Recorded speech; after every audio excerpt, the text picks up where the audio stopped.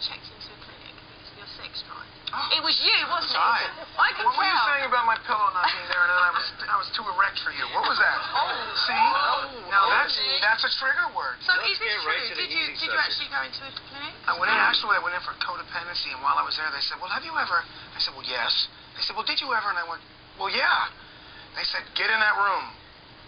Really? Oh, yeah. We need to take a good look at that. So I went in there, and I kind of got off on their stories. And they gave him less, but the thing is, it never took. It came out even worse.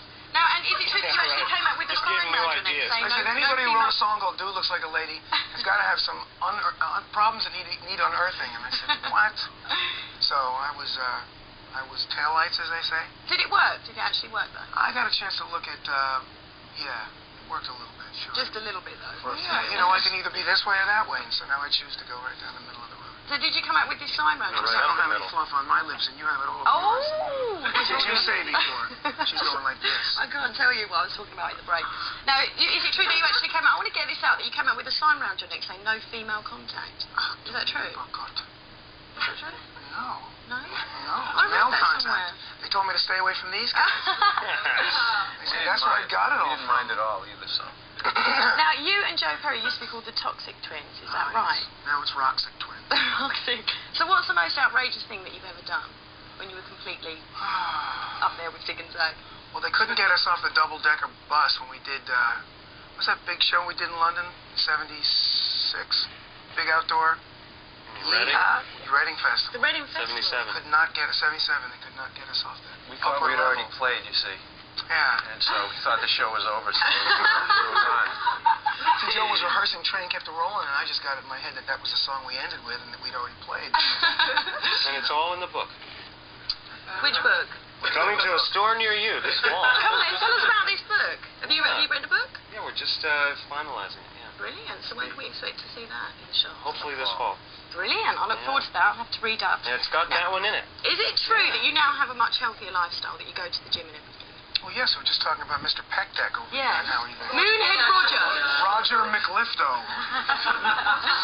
Yes, do you work out all the time in the gym? Yeah. Well, you know what happens is you're on stage for 2 hours. I lose £1 a night. Not money.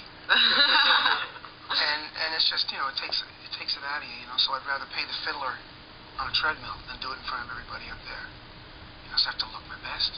And you do look your best. You're fantastic. And you've got a bit of a Peter Andre twist going on there. Can I have a feel? Do you wax? Do you wax? Peter Andre's got a very perfect pet. Yeah, I'm from the States. I don't know what that's Oh, he's a pop star. Let's have a look. Look at that I'm girl. 46 years old. Well, you look absolutely great. No, he doesn't. He's like me. He's got this wild, it's not Italian vibe. What is it? I don't know, Mediterranean thing, you know? Yeah, it's like, see, we're both from this. Just how it goes. Not a thing. Lovely, not a thing. There you go. Smooth as a baby's bottom. Okay, now, how do you feel about being voted one of the sexiest men in America? Or the sexiest man in America? Well, I don't know about that. You have to ask my wife. Yeah. I was voted the sexiest woman in I'm not talking about me. Let's talk about you. What do you think about me? I think you're very sexy, but then I don't want to get into any rucks with your wife. Okay, now, how do you feel about being labelled a sex symbol? Do you quite like it? Are you flattered? I just have a blast up on stage, and whenever people get out of that, you know, I just... Do you still do all like your headbanging and everything? Oh, positively. It's called bonking. Bonking? Well, can you teach me to bonk? What's the secret? Brilliant. Okay, But you gotta have the beat first. Now, very quickly before we go, I want to talk to you about your daughter, Liv Tyler. It's absolutely beautiful. You must be so proud of her. I am very. So what do you think of the film Stealing Beauty? Oh, I loved it. I loved it. And then I saw the European version. And I became what daddy. What? You didn't tell me you did that? Protective daddy. Oh, yeah. You know what the good thing is that, you know, you have your daughter who you've known forever, and you see her face on stage, and suddenly she really does bleed into the character that she's trying to be, and you know that somebody's really got that magic, you know, kind of like you, saying, just being so natural. Thank you. Do you get kind of choked when you watch her? Yeah. So Isn't that lovely? Beauty in New York. My name cries when she watches me. Yeah. She gets really emotional. I've just lost my hair clip there. You can have that. Thank you very much. Okay, well listen guys, thanks. It's been absolutely great talking to you this morning. I've really enjoyed it. And I look forward to the book. It's Aerosmith, everybody!